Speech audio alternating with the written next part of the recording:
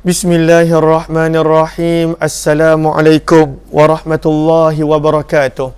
Bismillah, alhamdulillah, wassalatu wassalamu ala habibillah Sayyidina Muhammad ibn Abdillah wa ala alihi wa sahbihi wa mawalah. Subhanaka la ilma lana illa ma 'allamtana innaka antal alimul hakim wa la hawla wa la quwwah illa billahil aliyyil azim. Allahumma rabbi syrah lana sudurana wa yassir lana umurana wahlul 'uqdatam min alsinatina yafqahu aqwalana. Allahumma fakkihna fid din wa 'allimna at-ta'wil bi rahmatika ya rabbal alamin walhamdulillahi rabbil alamin. Alhamdulillah, thumma alhamdulillah. Apa khabar sahabat-sahabat semua? Sabahun nur, sabahul khair. Selamat pagi. Kita bertemu pada penghulu segala hari Sayyidul Ayyam. Jangan lupa untuk kita mengamalkan sunnah-sunnah pada hari Jumaat yang penuh dengan barakah ini. Moga-moga kita dilimpahi dengan keberkatan sentiasa insya-Allah. Apa kata kita mulakan pertemuan kita dengan kita memperbetulkan niat kita. Moga-moga pertemuan kita adalah kerana Allah Subhanahu wa ta'ala. Nawaitu ta'alluma wa ta'lim wa tadhakkura wa tadhkir wa naf'a wal intifa' wal ifadata wal istifadah wal hatha ala tamassuki bi kitabillah wa sunnati rasulillah sallallahu alaihi wasallam wa du'ai ila al huda wa dalalati ala al khair ibtigha'a wajhillah wa mardatih wa kurbih wa thawabih. Amin amin ya rabbal alamin. Amin amin ya rabbal alamin. Mohon jasa baik sahabat-sahabat untuk bantu share, bantu untuk kongsikan, bantu untuk sebar luas tak rakan-rakan yang lain. Moga-moga lebih ramai yang beroleh manfaat. Alhamdulillah, kita bertemu pada hari ini dalam pertemuan yang kelima daripada program khas sempena bulan Maulidur Rasul, yang mana kita pelajari tentang peperangan Rasulullah sallallahu alaihi wasallam. Hari ini kita telah tiba pada muqaddimah. Kita telah sama-sama membaca berkenaan tentang kata-kata aluan, kata penerbit dan juga kata pengarang. Dan kita telah kenal juga siapakah penulis buku ini, biodata mereka secara ringkas sahabat-sahabat boleh baca. Kita telah tiba pada tajuk muqaddimah. Pada muqaddimah ini, penulis nak menerangkan kepada kita tentang peperangan dalam Islam. Sebelum kita mulakan nanti tentang sirah peperangan baginda Rasulullah sallallahu alaihi wasallam. Lalu mohon jasa baik sahabat-sahabat untuk bantu share, bantu untuk kongsi, bantu untuk sebar luaskan. Mudah-mudahan kita beroleh ganjaran apabila ada orang lain dapat mengenali baginda Rasul sallallahu alaihi wasallam. Jom kita lihat apakah kata penulis pada muqaddimah ini. Penulis pada muqaddimah meletakkan tajuk peperangan dalam Islam. Maka pada perenggan pertama beliau menerangkan bahawa peperangan dan jihad sebenarnya bukanlah benda yang sama. Sebab kita dah belajar dah jihad. Kita dah belajar dah pada Allahumma salli ala Sayyidina Muhammad, pada kata-kata aluan Dr. Zulkifli Al-Bakri, bahawa maksud daripada jihad adalah bersusah payah, berkorban, mencurahkan sepenuh tenaga dalam untuk mencapai sesuatu. Itu maksud mujahadah, maksud jihad. Lalu sebenarnya bila perkataan-perkataan jihad yang ada di dalam Al-Quran, sebenarnya jihad itu bukan semuanya menunjukkan kepada perang. Bukan. Bila dengar je jihad dalam hadis dalam Quran, bukan menunjukkan terus kepada perang. Sebab jihad konteks dia adalah sangat luas. Dan tak semua perkataan jihad merujuk kepada peperangan. Sebab itu kata penulis, peperangan dalam Islam merupakan salah satu daripada cabang jihad yang sebenarnya sangat luas. Lalu dalam bahasa Arab, dalam istilah fiqh, apakah perkataan yang digunakan untuk peperangan? Selalunya para ulama fiqh ataupun dalam sudut istilah, peperangan dikenali sebagai qital. Dalam bahasa Arab, qital terjemahannya adalah peperangan dalam bahasa kita. Lalu sebenarnya ini adalah salah faham. Yang mula-mula yang kita nak betulkan, bukan semua ayat tentang jihad, bukan semua hadis tentang jihad memberi makna perang. Tidak. Kerana perang sebenarnya perkataannya adalah qital, bukannya jihad. Kemudian pengarang dan penulis membawa kata-kata dua ulama terkenal berkenaan tentang maksud daripada peperangan. Maka pada perenggan kedua kita nampak, menurut Syekh Muhammad Mutawalli Al-Sya'rawi, seorang ulama yang terkemuka, yang terkenal, Masya Allah, mempunyai ilmu yang luar biasa. Maka beliau telah berkata, Allah telah mengikat konsep peperangan dengan perkataan sabilillah, yang mana terjemahannya adalah jalan Allah.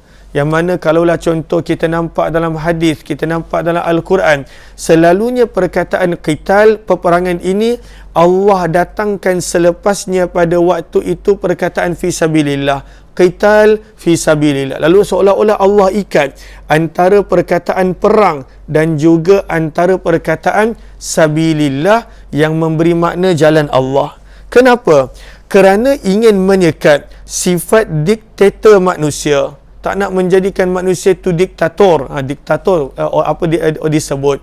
Lalu kerana kalaulah manusia itu perang, kerana dia ada kekuatan, kerana dia ada tentera, kerana dia ada senjata, kerana dia ada harta, maka pada waktu itu manusia akan menjadi diktator. Dia akan menjadi diktator ke diktator? Diktator. Safi kata diktator. Sebab kadang-kadang saya dengar orang kata diktator. Okey, diktator. Lalu manusia itu akan menjadi diktator, akan menjadi seorang yang ingin berkuasa atas seluruh manusia yang lain. Dan itu adalah salah. Lalu bila dalam Quran dan hadis, bila selalunya perkataan qital dikaitkan, diikat dengan perkataan sabilillah, nak mengingatkan manusia peperangan bukanlah nak menjadikan manusia itu diktator. Semestinya niat dan tujuan peperangan bukanlah hendak meletakkan diri lebih tinggi daripada orang lain. Itu bukan tujuan perang dalam Islam. Sehingga kalaulah begitu, manusia akan buat sewenang-wenangnya di muka bumi ini demi untuk beroleh pangkat, beroleh harta, ataupun untuk menjamin pasaran ekonomi negara mereka. Disebabkan itu Allah melarang manusia daripada sifat melampau dan saling bermusuh, dengan Allah menegah seorang Muslim daripada memerangi orang yang tidak memulakan peperangan.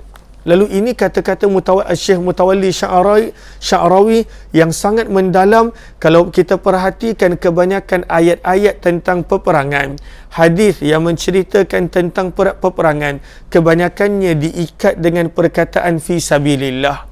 Nak menunjukkan bila berperang, bila mengangkat senjata pun, mestilah niat dia dan tujuannya kerana Allah. Bukan semata-mata nak mengejar pangkat, nak mengejar kekayaan. Pada waktu itu bukanlah tujuannya untuk sesuatu tujuan duniawi. Tidak, tujuannya adalah kerana Allah.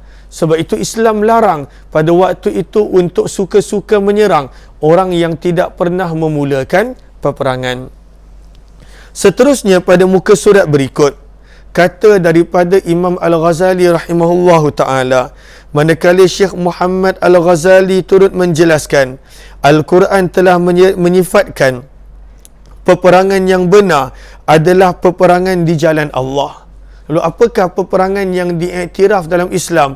Adalah peperangan yang dibuat matlamatnya, tujuannya adalah kerana Allah, bukan kerana benda yang lain. Sebab itu kata Imam Al-Ghazali, bukan peperangan yang menjadi jambatan untuk mencapai keagungan diri, sifat diktator tu, untuk mencapai manfaat tertentu, ataupun untuk mencapai tujuan asabiyah kebangsaan yang melampau, seperti nak menjadikan sesuatu bangsa lebih tinggi daripada segala bangsa yang lain. Maka itu bukan tujuan perang.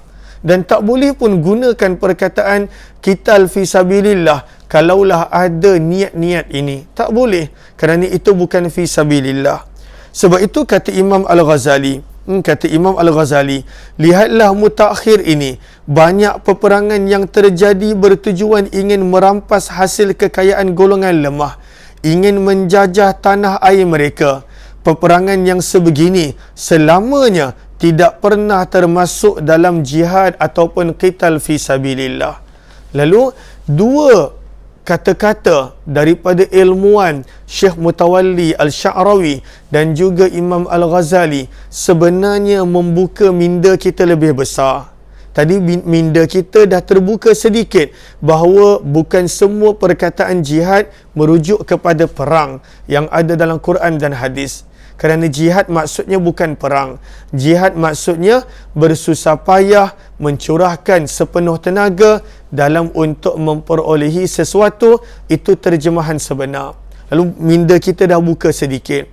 Kemudian kata-kata Syekh Mutawalli Sya'rawi dan Imam Ghazali rahimahumullah menjadikan minda kita lebih terbuka bahawa sebenarnya dalam Islam apabila Allah ikatkan perkataan perang dengan fi sabilillah, sebenarnya tujuan dia adalah mesti kerana Allah, bukan kerana nak beroleh harta, nak menjajah, nak pangkat, nak menjadi lebih berkuasa daripada orang lain, nak merampas harta, nak merampas tanah. Itu bukan tujuan daripada peperangan dalam Islam.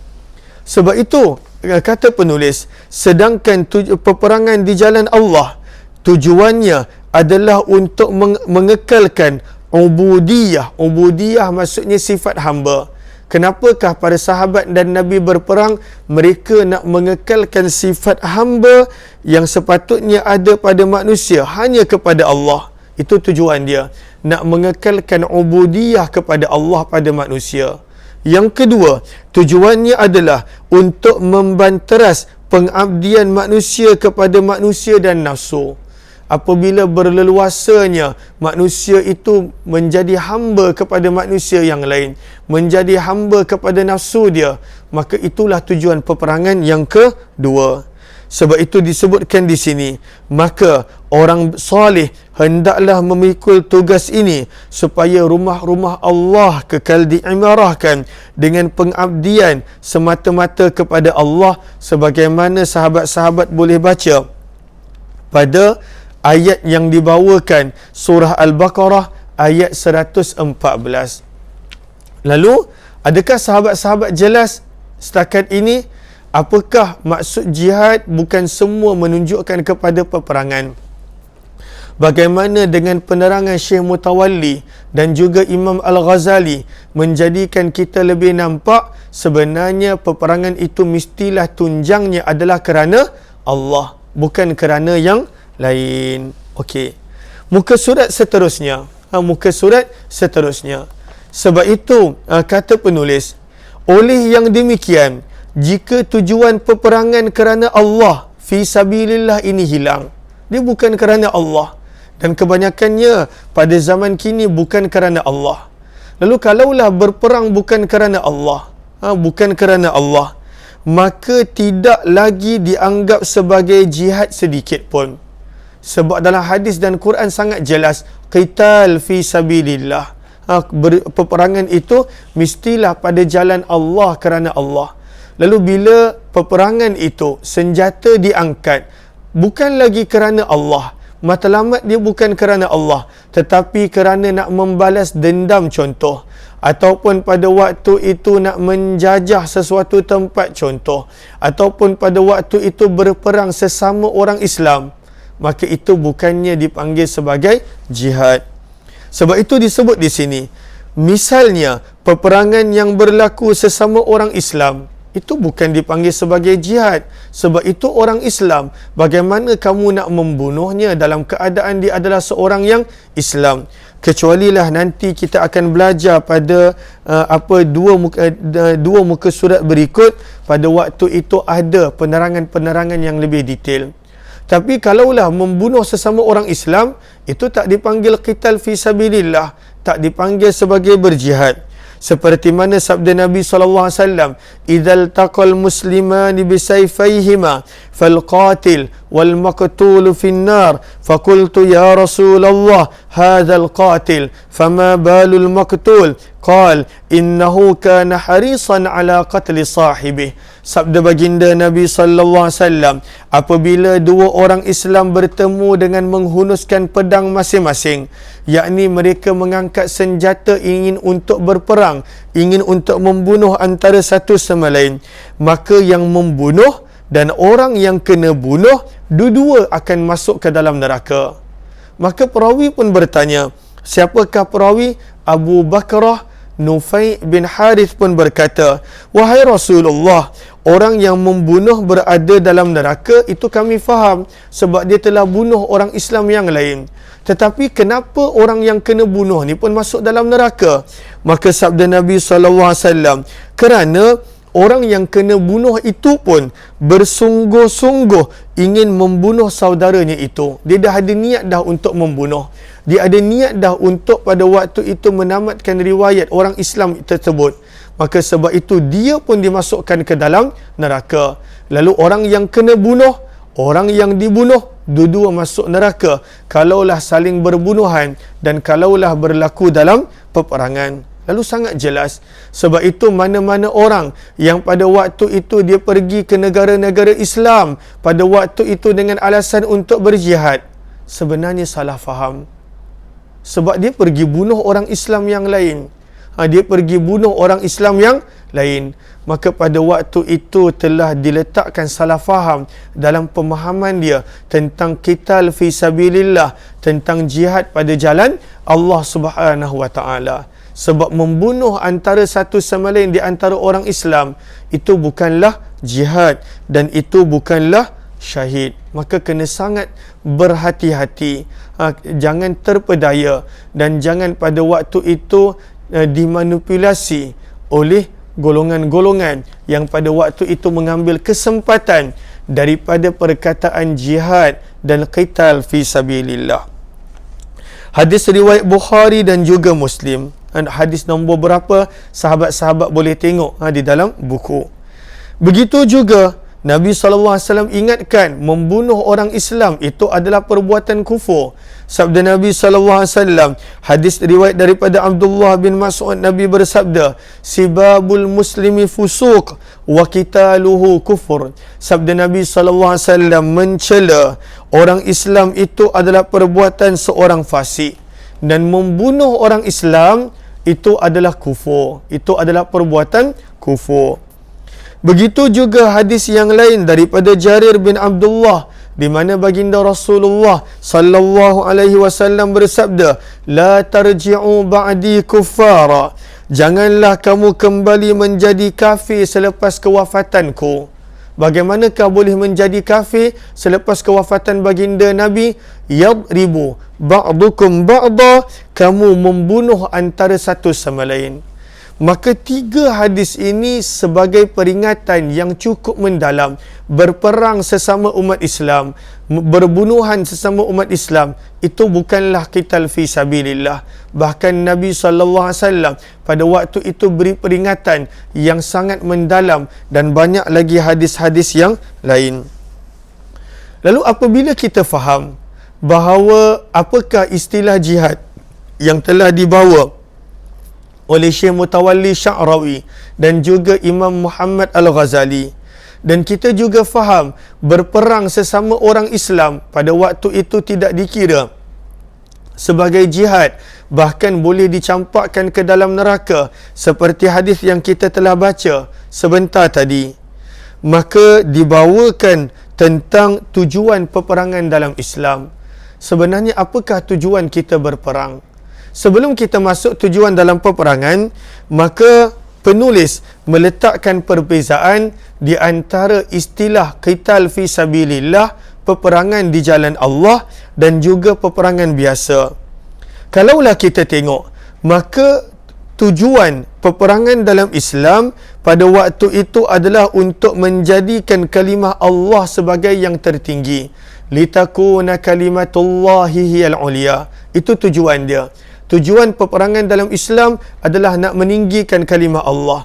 Tujuan dia adalah untuk Allah, kerana Allah, bukan tujuan yang lain. Sebaliknya, peperangan biasa yang bukan berpandukan kepada ajaran Islam, selalunya perang berlaku kerana ingin menguasai pihak yang lain, kerana untuk menghina mereka, kerana untuk menguasai harta kekayaan mereka, dan juga tujuan-tujuan duniawi yang lain, ataupun kerana pangkat, ataupun kerana kemasyhuran dan nama, dia sanggup berbunuh-bunuhan. Maka itu beza yang pertama, iaitu pada niat, pada matlamat, pada tujuan. Sangat jelas jihad dan juga qital fi sabilillah, tujuan dan jihadnya bagaimana. Sangat jelas kalau peperangan biasa, tujuannya adalah bersifat duniawi. Kemudian perbezaan yang kedua, qital dalam Islam, peperangan dalam Islam, dia ada adab dia ada etika dia, ada peraturan dia. Sebaliknya peperangan biasa, maka pada waktu itu kerana nak kejar sangat matlamat, nak dapatkan tanah jajahan, pada waktu itu nak balas dendam, pada waktu itu nak menguasai harta orang yang lemah, maka selalunya manusia akan melanggar segala adab, etika dan juga peraturan yang telah digariskan oleh Allah dan juga Rasul. Yang ketiga, peperangan dalam Islam bukanlah pada waktu itu secara suka-suka, jom jajah sana, jajah sini, tidak. Peperangan dalam Islam melihat kepada keperluan yang dibenarkan oleh syarak. Sebaliknya, peperangan biasa, maka pada waktu itu mereka tanpa mengira masa, tanpa mengira mana-mana manusia maupun bangsa, mereka jajah dan serang kerana tujuannya adalah duniawi. Lalu apakah tujuan perang dalam Islam yang sebenar? Apakah tujuan perang dalam Islam yang sebenar? Maka kata penulis, ada 4 tujuan peperangan dalam Islam. Kita akan lihat sedikit, dan pada waktu itu yang baki sahabat-sahabat boleh baca. Maka tujuan peperangan dalam Islam ada 4. Yang pertama, tujuannya tidak lain tidak bukan adalah kerana Allah. Nak meninggikan kalimah Allah, nak meninggikan agama Allah di atas muka bumi. Itu tujuan dia.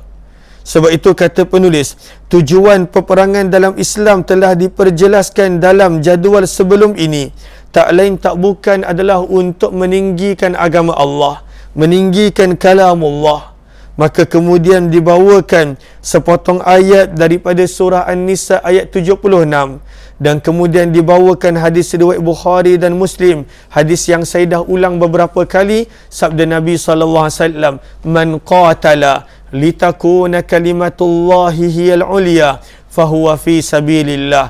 Barang siapa yang berperang pada waktu itu tujuannya adalah untuk meninggikan kalimah Allah, maka itu barulah berada fi sabilillah, barulah dikira berada di jalan Allah. Maka itu tujuan peperangan dalam Islam yang pertama. Bukan kerana harta, bukan kerana nak membalas dendam menyeksa, bukan kerana nak membunuh sesiapa suka-suka, bukan kerana dunia, bukan kerana pangkat jawatan takhta, bukan kerana apa-apa. Tujuannya adalah kerana Allah. Yang kedua, dalam Islam peperangan berlaku kenapa? Pada waktu itu adalah nak membalas serangan musuh. Tak boleh dalam Islam musuh datang serang kita bertawakal. Tidak. Itu yang berlaku dalam peperangan Uhud. Nabi mempertahankan Madinah. Itu yang berlaku dalam peperangan Ahzab. Maka yang kedua, tujuan daripada peperangan adalah nak membalas serangan musuh. Serangan musuh. Maka sebab itu disebutkan di sini, Islam adalah agama yang mencintakan keamanan dan kedamaian sesuai dengan fitrah manusia. Namun dalam masa yang sama, Islam memberi jalan keluar dengan mengizinkan berperang seandainya umat Islam diperangi terlebih dahulu demi ingin mempertahankan diri mereka dan harta mereka. Tapi bukanlah boleh pada waktu itu bunuh sewenang-wenangnya, tidak. Dengan syarat berperanglah kerana Allah dan wajib patuh kepada adab peperangan, etika peperangan dan peraturan peperangan yang telah digariskan oleh Allah dan juga Rasul sallallahu alaihi wasallam. Firman Allah Subhanahu wa taala dalam suratul Baqarah ayat 190, wa qatilu fi sabilillahi alladhina yuqatilunakum. Firman Allah, berperanglah kamu di jalan Allah terhadap orang yang memerangi kamu terlebih dahulu. Namun ingat, walaupun orang tu serang kamu, wala ta'tadu, jangan kamu melampaui batas. Sekadar bertahan pada waktu itu, bunuh kalau terpaksa, tapi jangan melampaui batas. Kenapa? Allah ingatkan, innallaha la yuhibbul mu'tadin. Allah benci, Allah tak suka kepada orang-orang yang melampaui batas. Maka ini adalah yang kedua. Yang ketiga, tujuan peperangan dalam Islam adalah kerana nak membela. Nak membela siapa? Golongan-golongan yang dizalimi dan juga golongan umat Islam yang lemah. Maka itu adalah tujuan perang. Seperti mana kita boleh nampak penerangan dia dengan sangat jelas pada firman Allah dalam surah An-Nisa ayat 75.